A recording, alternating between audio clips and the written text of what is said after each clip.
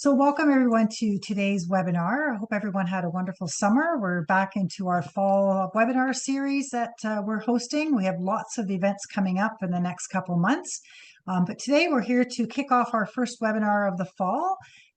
We're so pleased to be hosting our webinar on compassionate community care, supporting seniors and vulnerable persons. Before we get started, I would like to provide our land acknowledgement. We acknowledge that we gather on the traditional territory of a number of First Nations and acknowledge their stewardship of this land throughout the ages. We seek a new relationship with the original peoples of this land, one that is based in honor and deep respect.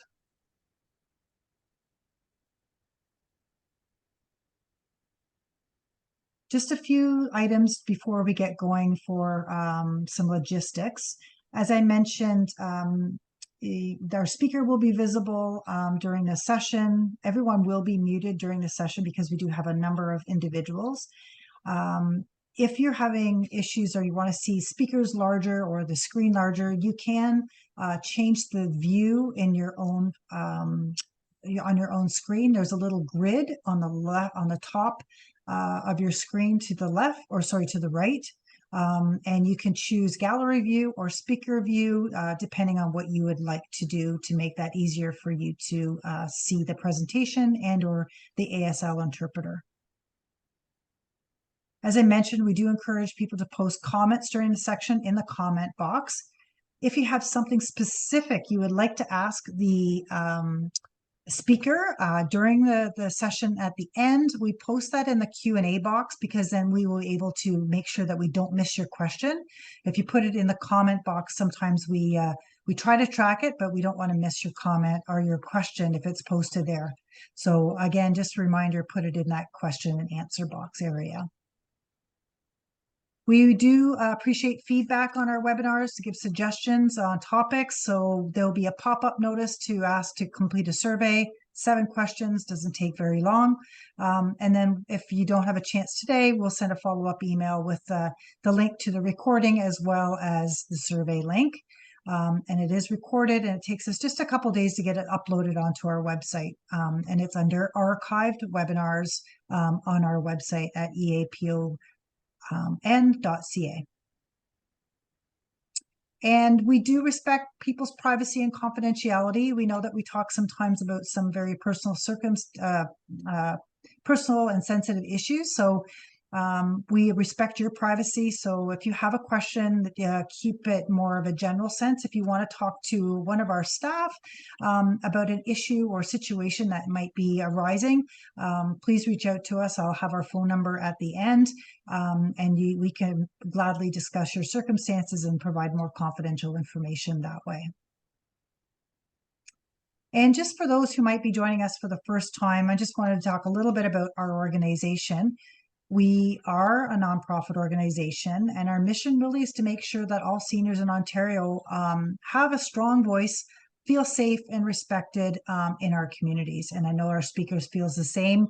And we do that through implementing Ontario's strategy to combat elder abuse, which is funded under the Ministry for Seniors and Accessibility.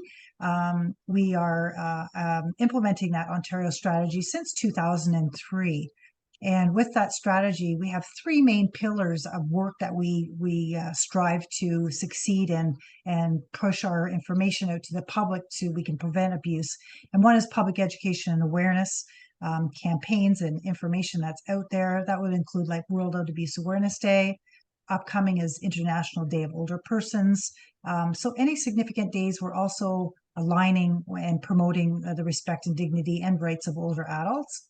And we do a lot of training for frontline staff. So if anybody here has staff or organizations that want specific training for their staff, we have experienced staff who provide that training virtually to organizations.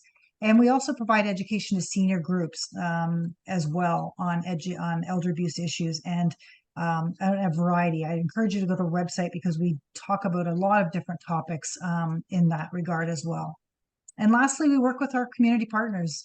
We all know if you're working in this area that you can't do this work alone. We have to work collaboratively with our agencies to address the issues. So we work with our elder abuse networks, our agencies and organizations, provincially, nationally, and internationally, to improve the response and intervention to elder abuse, as well as our government partners, because we also all need funding to support these services to move ahead to do the work that we do.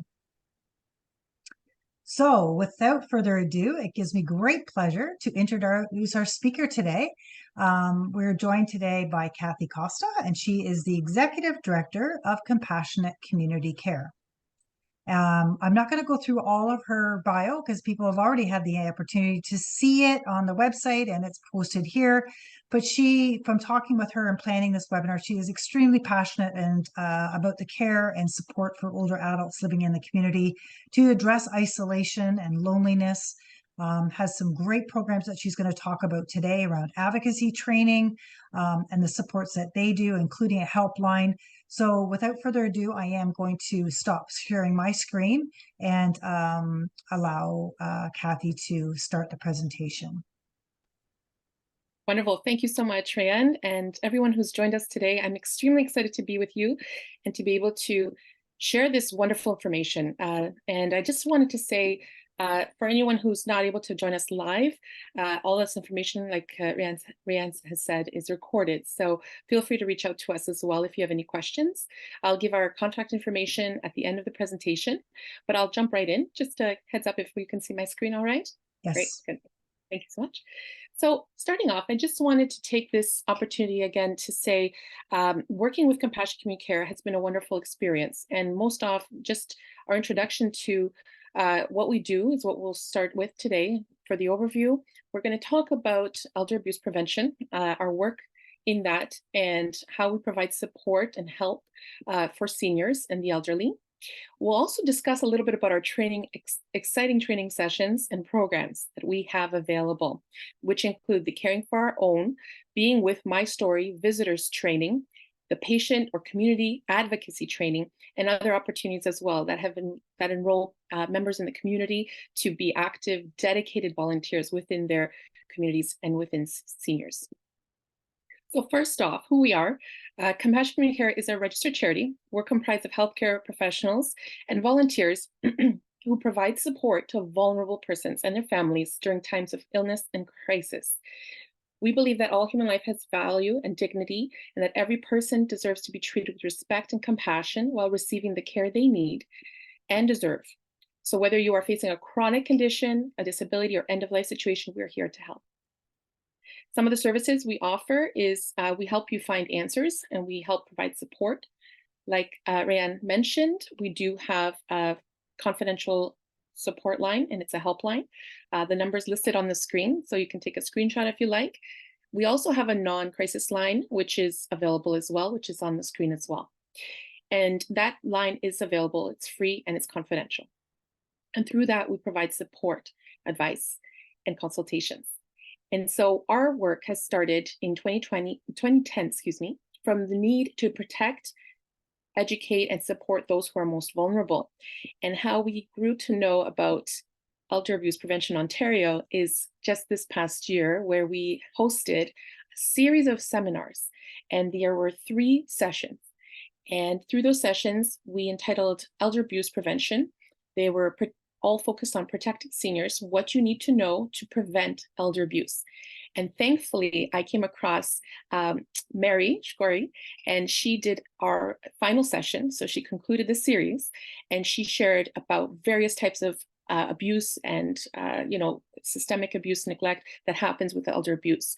And so from this experience, not only do we have these wonderful series and seminars that we provide free, and they're available online, you can watch them, there's recordings on our video tab, but you also can receive, we have a free elder abuse awareness brochure and pamphlet that we published as well, which gives very helpful information on how to combat elder abuse and prevent it. And so that brings us ultimately to today, which was this wonderful opportunity to share with you all what we do and how we directly work to combat elder abuse and prevent it ultimately from happening in the first place. So thank you for this opportunity. We appreciate so much. In our work, we provide advice, health, and support in these areas. So we work with patient advocacy, conflict resolution. So within, members who are family, for example, in the community, we provide education, which we'll talk a little bit about today.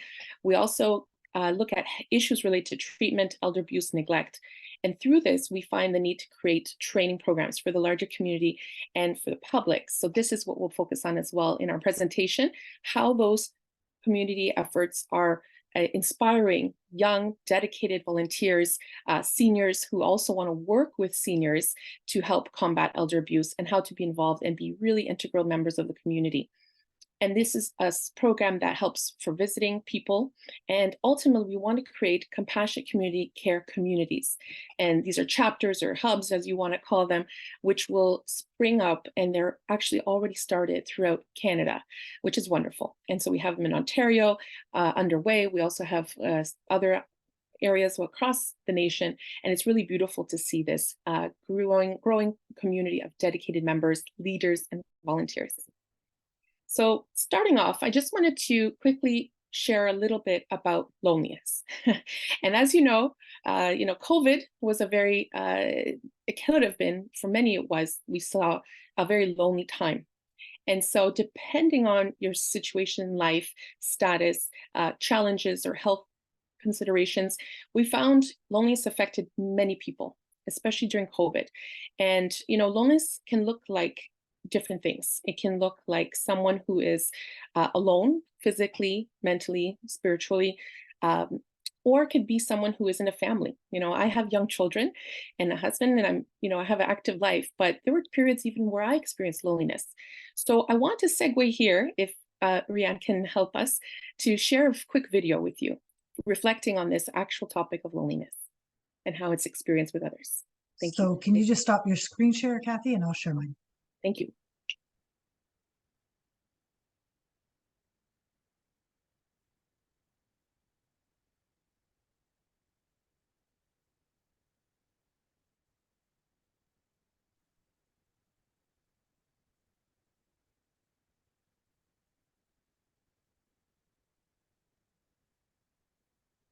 I can go for days, at least, a few days without speaking to anybody.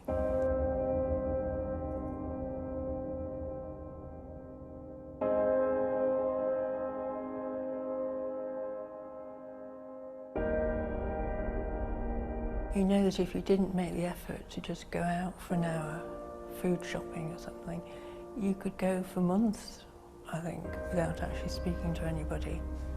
And even then, when you are speaking to somebody, it's just the checkout girl or somebody like that, So you do make conversation a little bit. And that's why when you see older people, they often tend to talk too much. And I think it's a result of loneliness.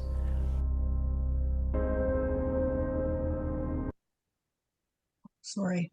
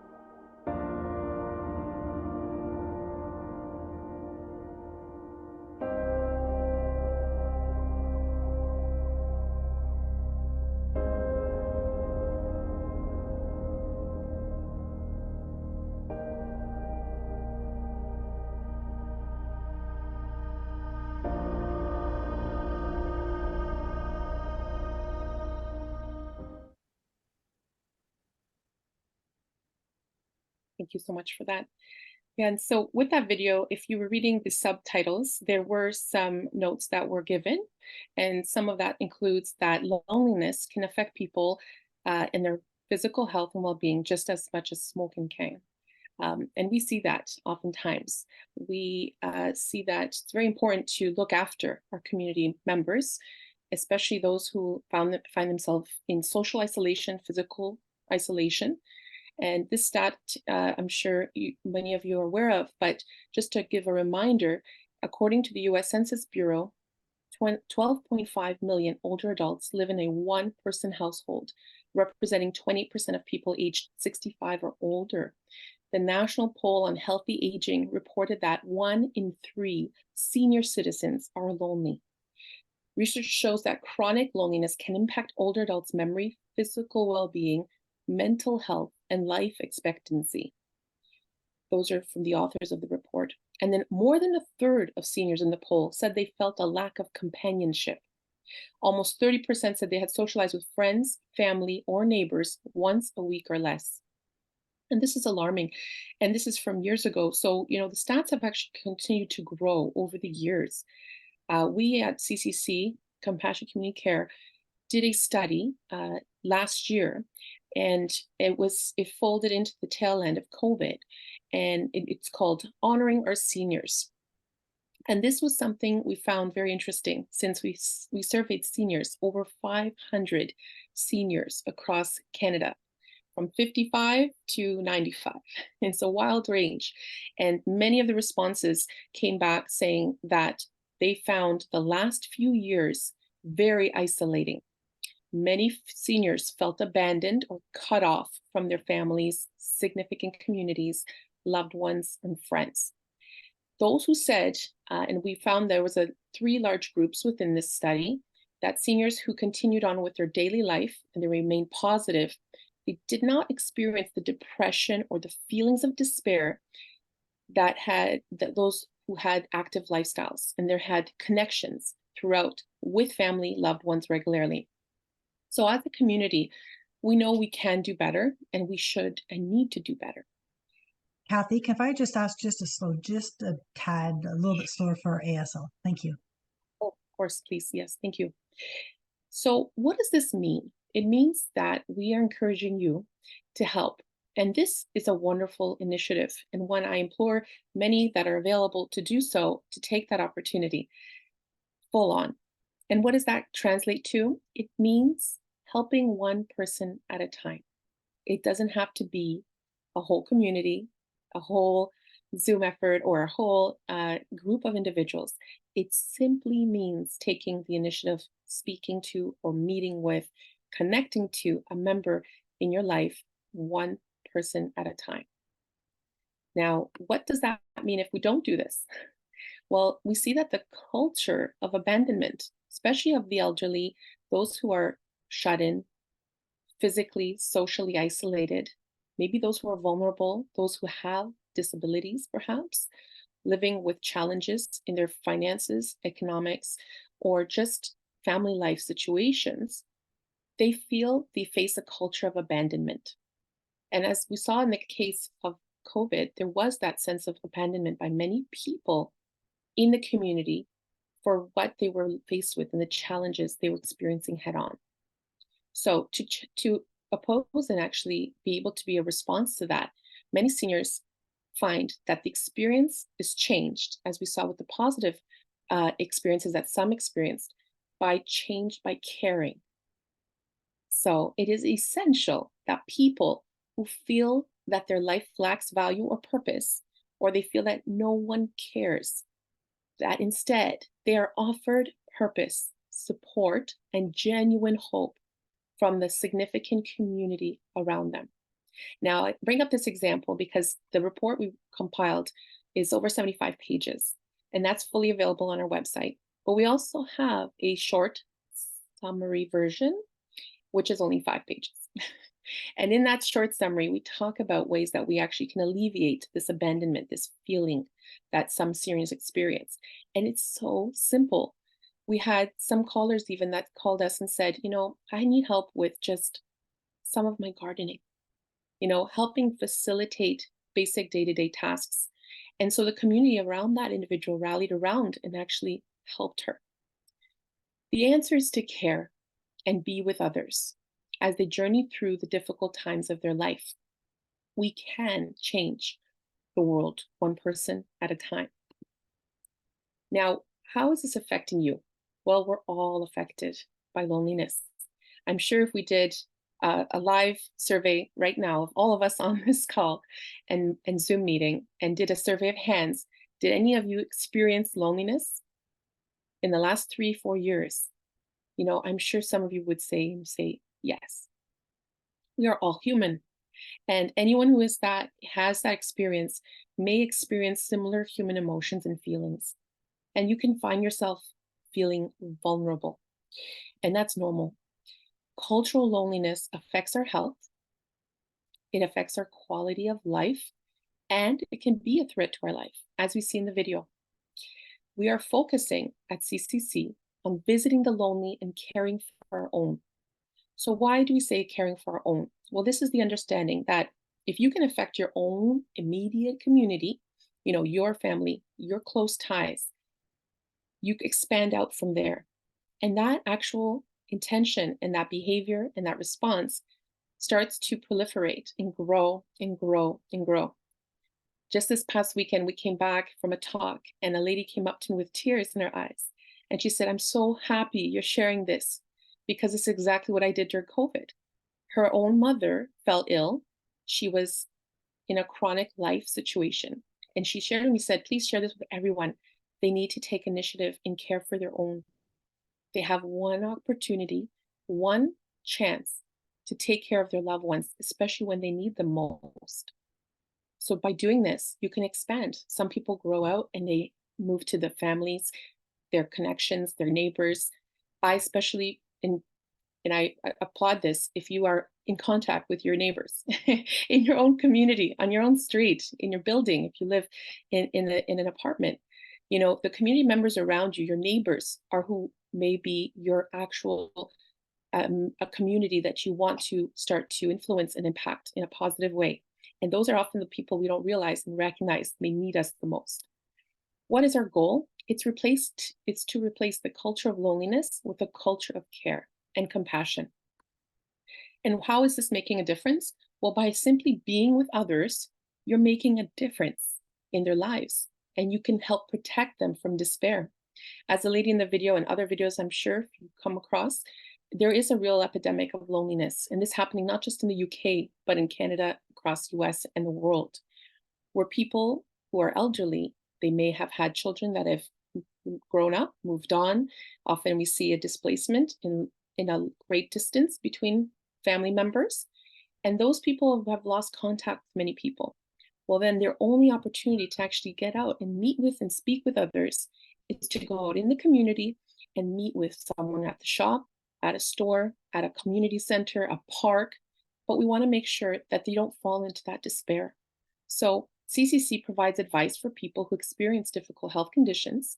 We also offer volunteer training programs to give you the tools to visit with and be with others. And like I said, you are going to change the world by doing something so simple, by meeting with and being with one another, one person at a time. And you can do that by caring.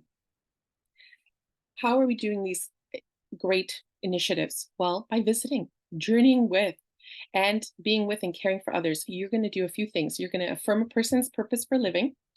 You're going to reduce their loneliness and isolation. You'll reduce their depression by not being isolated and alone. They actually have hope, and you're actually bringing that sense of purpose back into their life. You'll help them find a way through their challenging situations and become an ally in their fear or suffering if they are going through that. We are meant to be with others.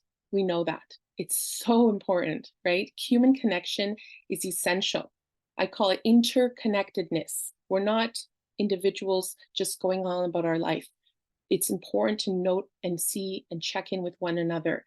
One person we surveyed, and this is in our study, they said that in their community of seniors, they live in a seniors residence in a retirement community during COVID.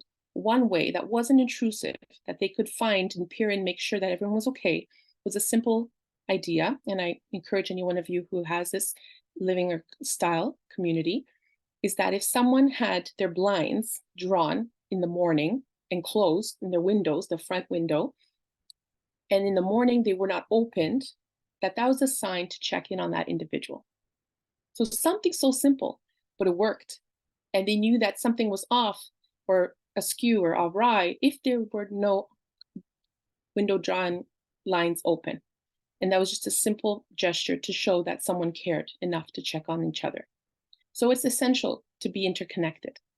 And the answer is to care and be with others as they journey through difficult times in their life. Caring for our own starts with our own circle, our family, the loved ones, friends. Why? Because this is the people who are closest to us. If we don't look after our own, who is going to look after our own?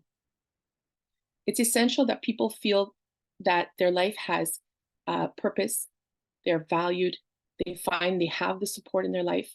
And what does that do? That brings genuine hope, and it creates a significant community. Now, this is interesting. I wanted quick, again, if I could do a draw of hands, how do you feel when you go to a medical appointment? If you're alone versus if you come with an individual, another person, is the experience the same? Well, I can attest this. I've gone through it, my own husband and my children and my loved ones, where we show up and it's a community. You see a rallying of a community, especially when a loved one is in a hospital, if they're in a merge or if they're going through a surgery or some kind of treatment that is off their normal system. And it's important. Why? Because it shows that there is a significant community behind that individual. They're backing that individual. Your presence makes all the difference. In his book, Guide to Loneliness, Dr. Kevin Vast states that if we are truly to be awakened, we must awaken to each other's needs, including the need for community and interpersonal connections. We must ask ourselves, what can we do to stem the tide of loneliness? As we grow in awareness of our lonely community members, you can reach out to them to lighten their load, so they're not alone. Our program, the Being With My Story Visitors Program and Training, allows you to gain the confidence to journey with those who are suffering, socially isolated, sick, dying, to renew their hope and purpose in life. And what I want to share with you too is this is exceptional training because it's so fundamental, it's so basic. It brings you back to the days when I would go over the street and you would, you talk to your neighbor. She was maybe elderly and, she would be living alone perhaps. And you would check in on her, give her, for example, something that you prepared that day. Or if you have children, you would go and visit with your children. And we know this was effective. This was a way to keep in touch with community, ensure that everyone was, responsible for one another and they belonged in that community and they felt that. This training brings you back to that essence that we've lost, I think, over the years, especially. And now it's not only available, but it's free. It's online. It can be live as well. We do live sessions and we do online as well. And it's offered in 2 workshops. So there's 2 sessions. Each session is 2 hours, and we can arrange a custom training for you and your own community for visiting and creating volunteers. And so I'll just give you a little snapshot of what we do in this training and why it's so important. Our philosophy, why we visit, ultimately is because it's important. We see this. My own family had a health emergency just over a week ago, and we found one of our very close family members having to be admitted to emergency and experiencing renal failure. And so some decisions had to be made very quickly. And so when we encountered that, we went ahead and we visited. It's important to visit. And it is important to also, because the medical profession and the professionals and medical team see that there's a whole rally, a community behind this individual. They're not alone. And so it's important to even just check in on that elderly person, the person who may be vulnerable, maybe they need some extra assistance, and see what's happening in their life if they need some support or assistance. Sometimes people wonder, why do you care so much? Why do you want to talk to me? Well, even just talking with a person, being in their life weekly, checking in on them, daily if you happen to live close by and you feel you can accommodate that type of frequency. But moreover, even once every few weeks or a month even, it's going to give them that sense of why is important? Why are they important? And when we show you this program, we see it's important because there is a lack of companionship. By doing this, not only become friends and you become neighborly and you become caring and supportive of others, but you're also helping reduce the loneliness reduce the isolation, reduce that depression that so many people, like we saw in the studies, they can encounter as they get older.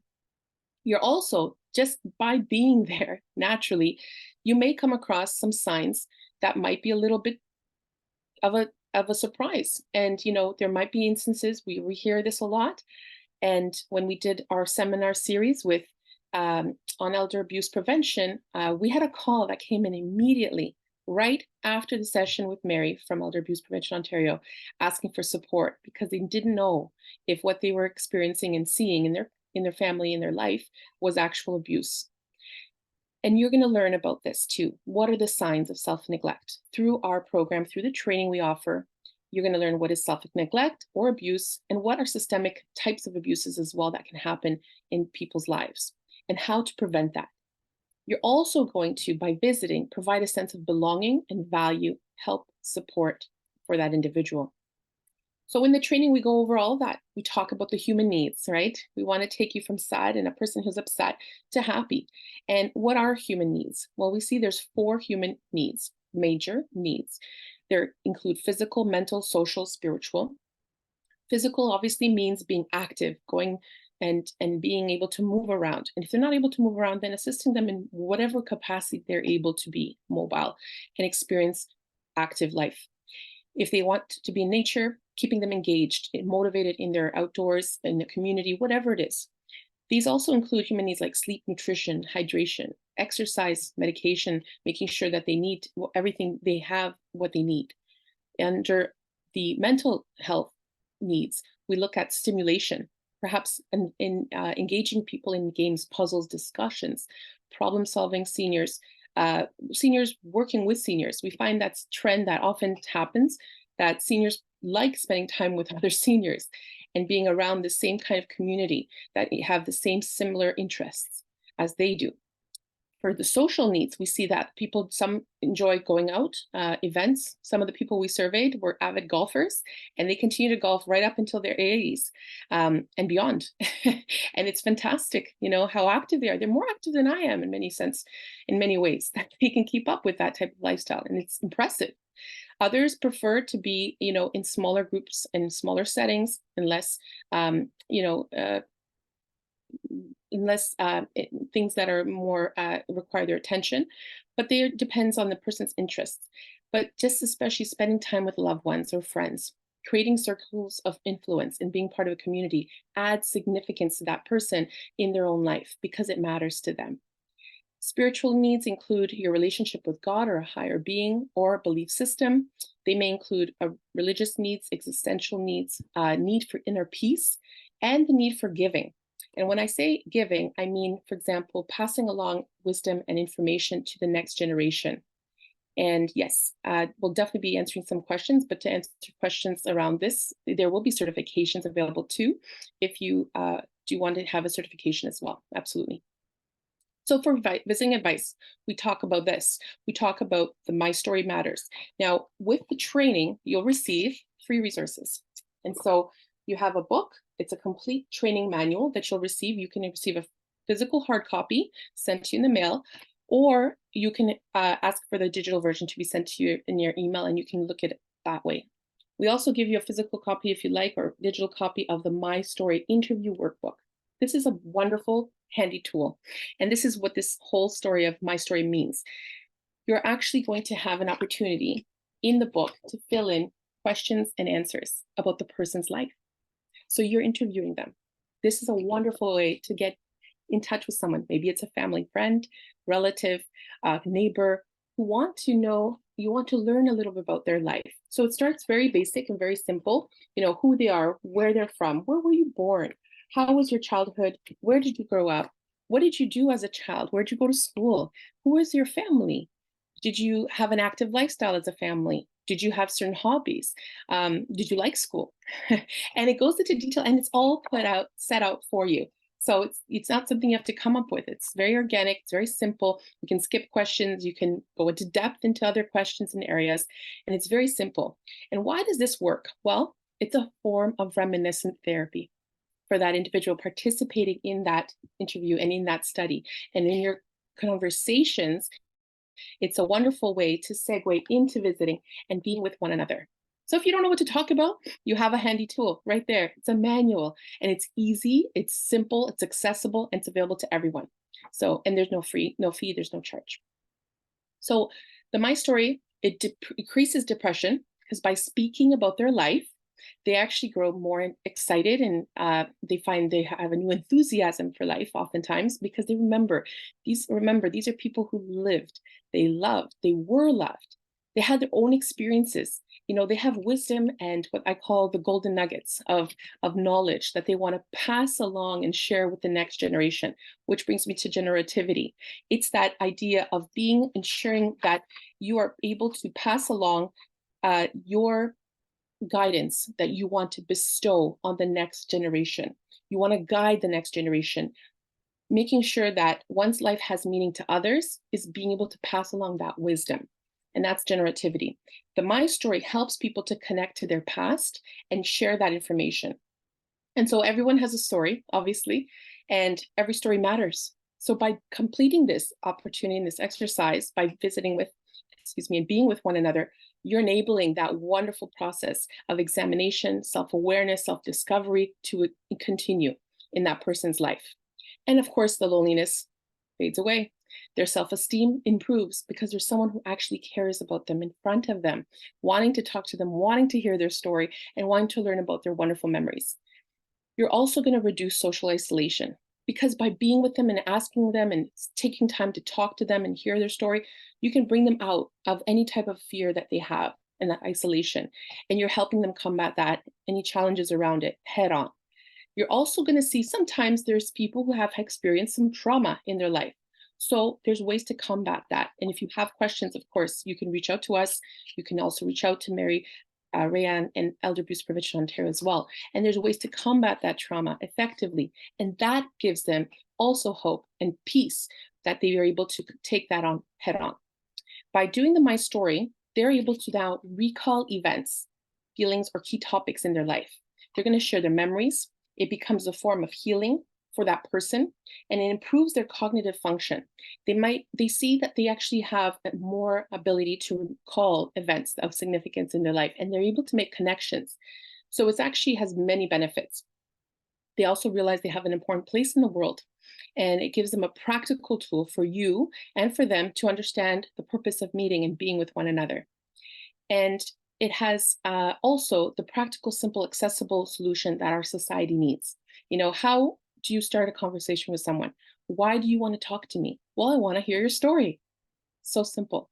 You're bringing back what worked in the past and what many have lost that sense of contact with one another over the years. And so these are the books that I just showed to you. It's a My Story workbook. And ultimately what you're doing is able to actually have questions asked. Who were they? What did they do in their life? Where were they in life? Where did they move to? What did they experience? When, how, and with whom?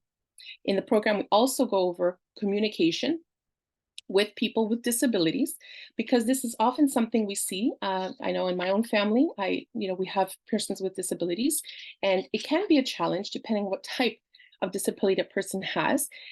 If it's visual, if it's physical, if it's mental, there's various things that can affect people, and it's important to be aware of those limitations if there are any in a person's life.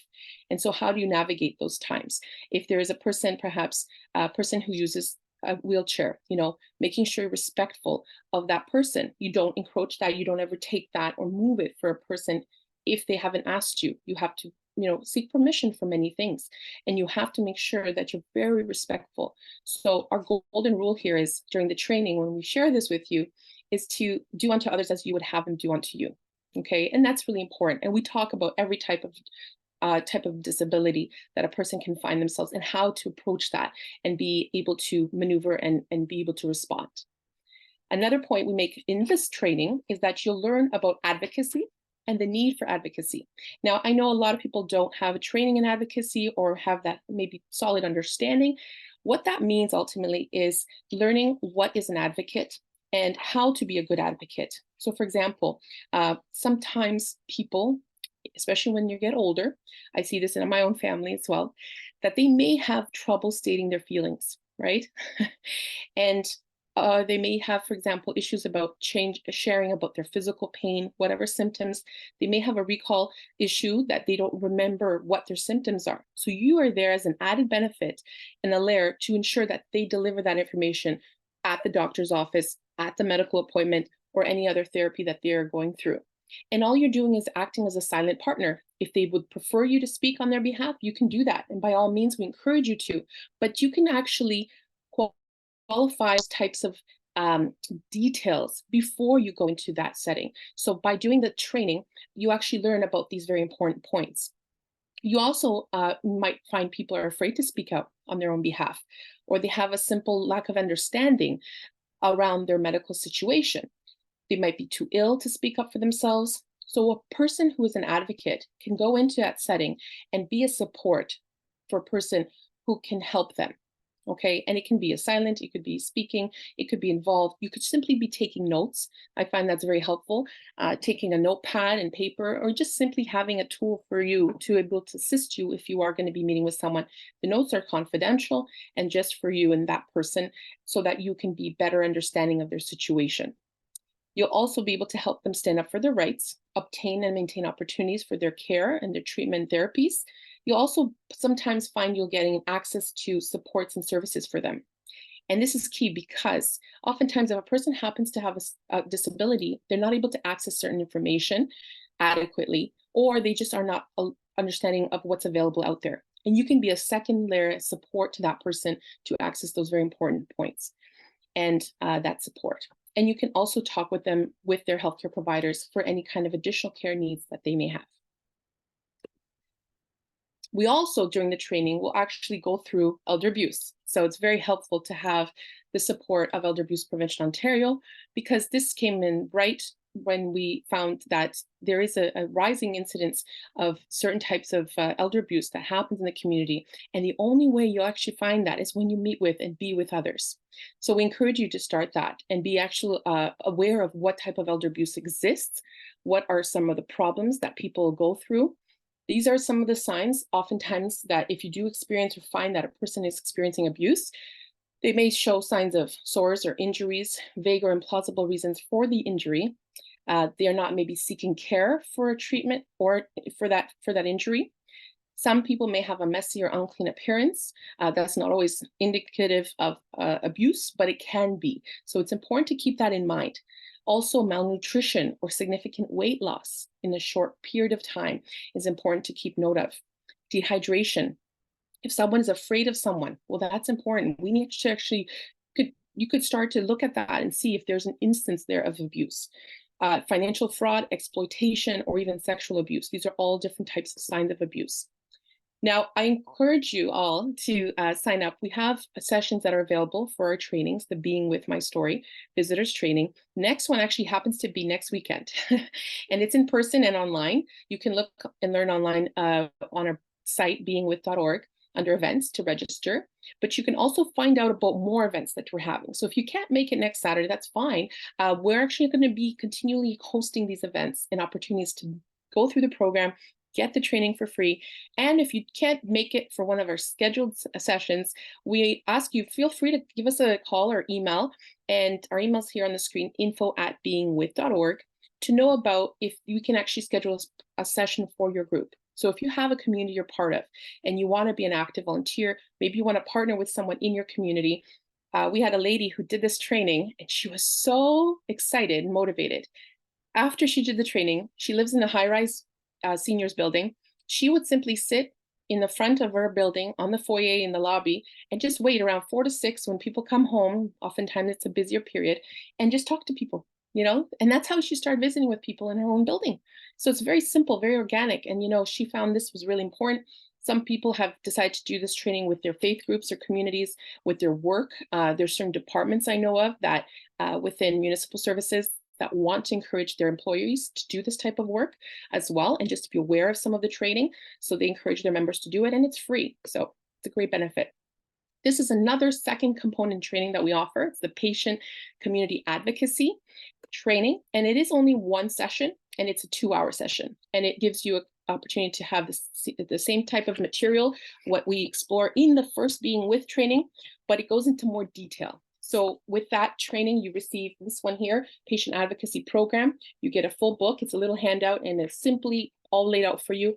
All the key terms, definitions that you may need to know about being a dedicated advocate for someone is there. And you also get this handy guide, which is a Patient Advocacy Program Handbook and Guide. And this is a printable document too, and either of them are printable, or we can mail them to you as well. And what you'll get is the skills and confidence to be an advocate in the healthcare system. Again, you don't have to have necessarily a medical legal background, but you are going to get the tools to equip you to be able to do this, even in whatever capacity or role you are finding yourself.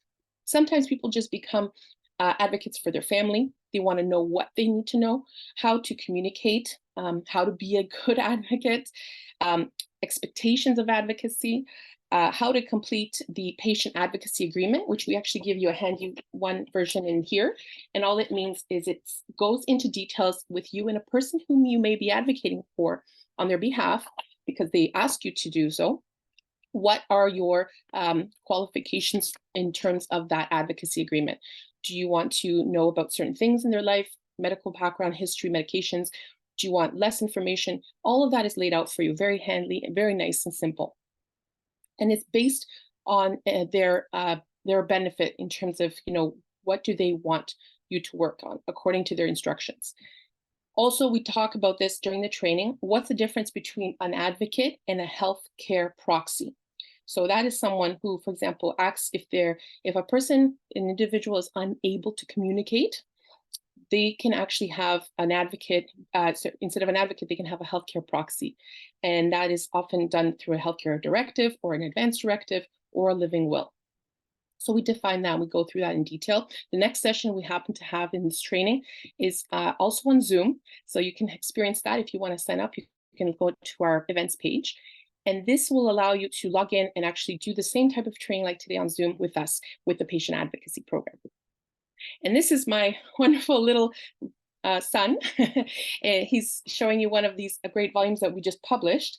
This is a special edition of the My Story. And the My Story was brought out into a community, and what's really beautiful, a local group in Southwest Ontario wanted to participate in gathering stories of their elderly members. And they happened to be all women, and they were part of the same community and organization. And they did a lot of ministry work in their work, and they helped a lot of people. So they wanted to encourage their members as a legacy to do a 100th anniversary commemoration of their members in that community. So we did this great work for them, and we helped them publish this. And copies are available if you want to see one.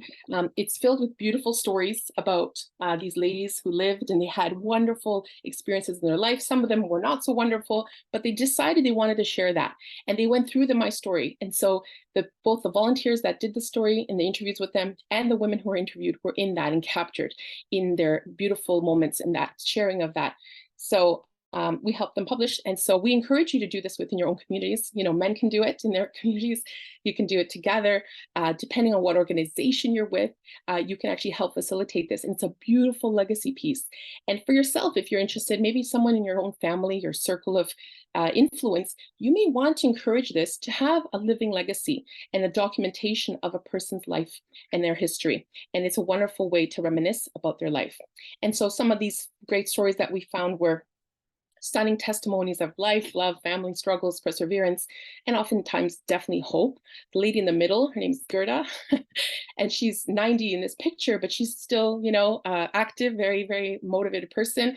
And she's 94 now, since this was published. So that's wonderful. And, there's so much to do. There's this edition and this type of work, it's not over. So we definitely encourage you to start being active and being enrolled and having that opportunity to access this opportunity with us to do the training and to do the My Story with your own peers and your own circles. And the more people, you can speak with and reconnect with many different groups, there could be more wonderful memories to share, opportunities to touch more lives and partake and share in these, meaningful and impactful connections and relationships that can be made. So you are part of this, and you are the difference. And how beautiful when you can be a part of that hope and that movement. By visiting and being with those who need us most, you're actually being a solution to this problem and growing culture of abandonment that some have experienced. And you are going to be able to do this and give so much back to those who gave already. We encourage you to help in ways like visiting the elderly in their homes. We often will suggest to do so in pairs.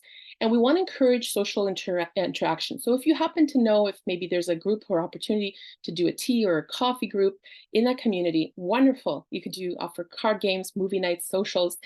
You could take seniors, for example, to fun community events, encouraging their involvement in society and back into the community. Going for walks is great if they're able to, and it can encourage their mobility. You can develop real friendships within those communities. And going to residences of retirement and long-term care facilities is another great opportunity. You could do so in groups. From our group, you could create, these little chapters of compassionate community care workings in different groups and settings across where you are located here in Ontario. And this is expanding, as I said, across Canada. And this, you'll be able to share your experiences with others, which also you'll see will inspire others to do the same type of work. And through that, you're reminding seniors that they're never alone and there is opportunity. And so often I get this question, well, how about you? Do you volunteer? Do you show up? Well, I do. And so here's me and my family. We started a local group here. I live in Peel, and so I go across southwestern Ontario oftentimes, but local to us, we have a wonderful residence of seniors that live, and these are pictures of our own experiences. We do crafts as a group with other moms and their children, and they actually partake in these great opportunities. And it's wonderful for the seniors, for the children. They're speaking, they're conversing with one another. Some of my kids weren't talking at the time, they're very young, like the one in the middle here, there's the baby. And they just like looking at them and walking around, being together and spending time. And it's really beautiful because you have this crossing of generations and reflections. And oftentimes you hear tidbits of my story coming out with those individuals. Finally, I'm just going to add that we do have a free confidential helpline. It is 24 hours a day, 7 days a week. It's listed here on the screen, 1-800-675-8749. And help is only a phone call away. Like I said, I really appreciate the fact that we can share this information with you. Our work is important because we're there for people. It is important to support people who will find themselves in this situation. And I do see that, there's challenges there. So we are offering a solution to the very real challenges that we see in the community. If you do want to reach out to us, by all means, please do. Here's our contact information on the screen, and our email. We have our address, which we have 2 website addresses. We also have a working number that's not, it's just a helpline number as well. And, if you need any materials or resources, or if you want to stay in touch, please do reach out to us. We would encourage you to do so. And here's a picture of us. We had a run. Every year we have an annual marathon. It's a half marathon, so it's not as extensive. 40 plus kilometers, it's only 21. I didn't run it myself, but I'm pictured here with some members that did. And we're actually having one coming up this month at the end of the month. And it takes place at Hamilton Bay on the Saturday of the 30th of September. And if you'd like to join us, if you're an avid runner, by all means, we would love for you to join us. Or if you want to join our group as a member and support our work, you're more than welcome to, and we'd love that as well. So thank you so much for this opportunity, and I'll take any questions if there are any in the group, and I'll give it back to Rianne. Thank you.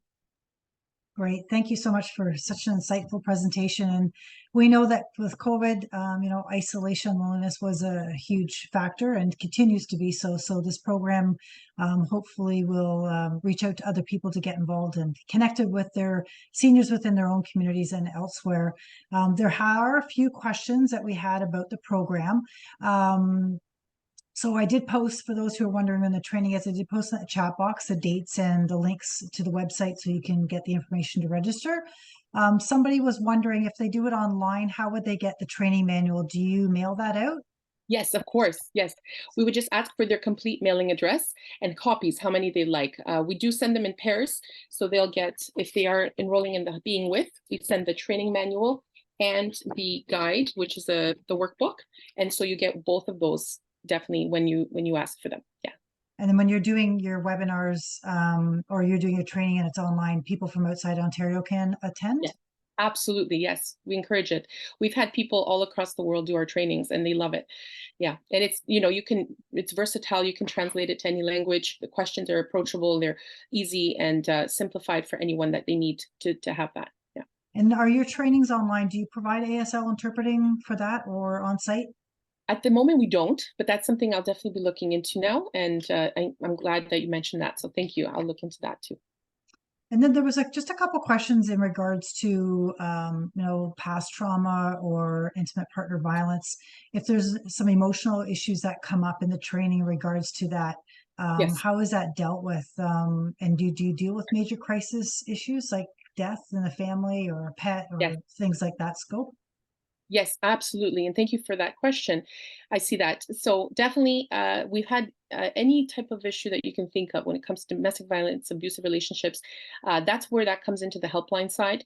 Oftentimes, we'll find we can refer for supports. And if there's immediate attention that needs to be taken care of, we would encourage the person to seek medical attention immediately, or if it's, police involvement or some type of dispute. But those are all case by case basis. So we definitely implore people to call us. Like I mentioned before, after the last seminar we did with yourselves, Elder Abuse Prevention Ontario, we had 2 calls that came in immediately after our session, and they were responded to adequately and immediately, and just making sure that we made every effort to help that person got the help they needed. So thank you for that. And definitely there's sensitive cases, very challenging cases that we've come across.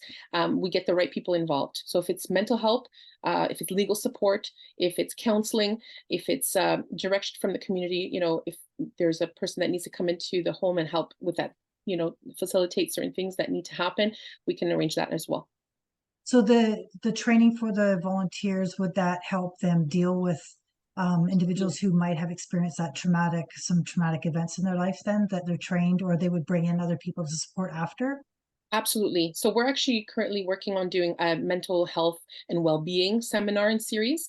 Okay. So for people who are interested in that, you can reach out to us as well. But there is a component of grief counseling that we have support available, and we have a counselor available all the time. So if there is that type of support, they can actually engage that as well. Yes. Great. I think we've got most of them. There was one person just wanted to know how to define emotional abuse. We don't have time for that, but I encourage you to go to our website. We do have lots of information, resources on all forms of abuse. So you can find that at our website, which I'll give in a second. So thank you so much for that in-depth presentation. And just for people to keep checking the website for different updates on your training sessions that are going to be shared or hosted. Just trying to get my screen up here. So they can find out what's happening in terms of that in that regard. Because they come up all, as needed, right? Mm-hmm. Yes. So you, as I mentioned, you can come to our website and check out different resources. We have a directory of services that kind of aligns with what Kathy was talking about. But we have brochures, pamphlets, videos as well on different forms of abuse that give you some guidance as well. So I encourage you to check our website out. We have a number of webinars coming up, as I mentioned. We have our one coming up next week on housing insecurity for older adults. And that is in recognition of the International Day of Older Persons, or in Canada referred to as National Seniors Day. So we have a panel of speakers talking about housing, and we know how prominent that issue is right now for so many people, including older adults who sometimes get forgotten when we think about housing needs. And then we have a special event that's happening on ageism awareness, which I'm sure that you talk about as well, Kathy, in your training around loneliness and how people are respecting individuals. That's on October 5th. And then we also have one on powers of attorney, which is a popular issue many people want to know about. So they're all listed on our website. I'm not going to go through all of them, but just to give you a glance at what's happening and what's coming up. We would appreciate your feedback. If you could give us 2 minutes of your time just to check the box on terms of your feedback, that would be totally appreciated. And again, if you want to contact us, we are very active on social media. as well. You can see our handle here and our website if you want to contact myself. And at our organization, if you want, as I say, training, you can find those request forms or education on our website as well. So thank you so much. Thank you everyone for participating today.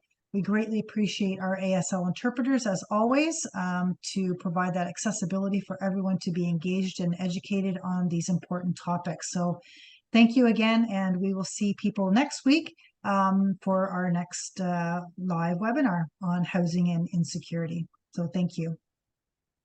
Thank you so much. Have a good day. Thanks.